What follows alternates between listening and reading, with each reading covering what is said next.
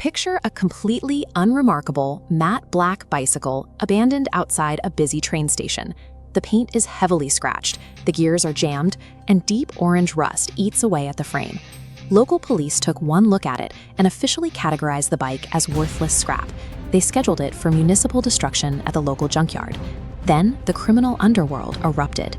In a single week, 3 rival syndicates launched violent, coordinated attempts to steal this specific piece of trash. Legitimate money followed right behind the syndicates.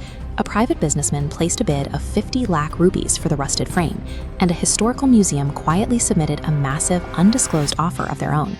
The physical evidence pointed to an object with absolute zero value, yet market behavior indicated a priceless asset. Someone was actively disguising the true nature of this bicycle. Detective Guddu took over the investigation and immediately discarded the visual evidence. He ignored the deceptive, scratched paint completely. Instead, he focused on its physical density.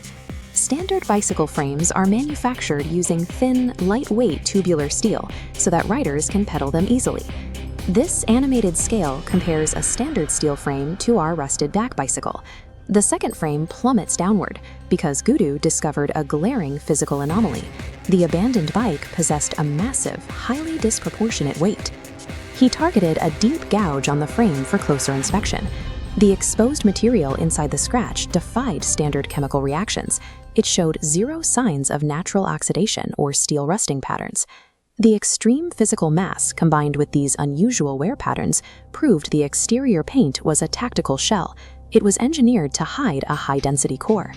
Guddu takes a metal coin and deliberately scrapes away the thick, flaky matte black paint. A brilliant, shining yellow metal emerges from the darkness. He expands the scrape along the top tube. The yellow metal proves to be the foundational structural material, rather than a thin decorative accent or an underlying primer. The entire structural frame is composed of solid, unalloyed gold. The object functioned as a bicycle, but served purely as a transport mechanism for a massive financial asset, smuggled in plain sight. Years prior to Guddu's investigation, a master gold smuggler faced a critical problem. He possessed a massive volume of stolen assets that he needed to move securely. Transporting bulk, stolen gold across borders is a logistical nightmare. It immediately triggers customs alarms and exposes the smuggler to international financial tracing. This animation illustrates the solution.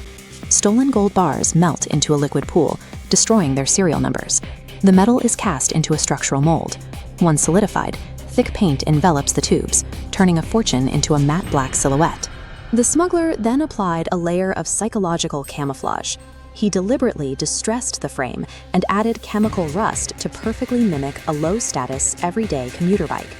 For his operational security, he bypassed checkpoints and X-ray machines by literally riding the fortune casually through the city streets. Through security by obscurity, the smuggler manipulated human psychology to make millions of dollars entirely invisible to the public eye. But the smuggler vanished before he could extract the asset. The disguised gold was left chained up, completely unrecognized and abandoned to the weather for years. This bar chart demonstrates the true scale of the discovery. While the tiny bar shows the scrap value of an ordinary bicycle, the exponentially towering bar represents the staggering modern market value of that sheer mass of solid gold. Law enforcement eventually caught up to the chaos. Police arrested the competing syndicates and safely secured the golden frame in an evidence vault. But the true weight of the story lies with the general public. Thousands of ordinary citizens walked past a life-changing fortune every single day without a second glance. It raises a quiet question.